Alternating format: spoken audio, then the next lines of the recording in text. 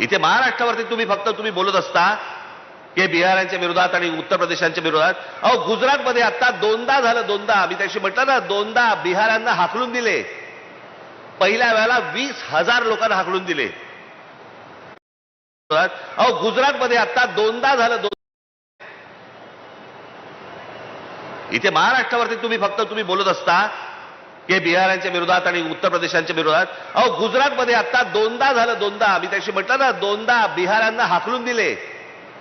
पहिल्या वेळेला 20,000 लोकांना हाकलून दिले. 20,000 लोक. कोणी ते आंदोलन केलं होतं, तो काय नाव त्याचं आमदार, अल्पेश ठाकूर. त्याने आंदोलन केलं गुजरातमध्ये. बातम्या नाहीत. बिहारी लोकांना हाकलून दिले, जवळपास 20,000 लोकांना हाकलून दिले.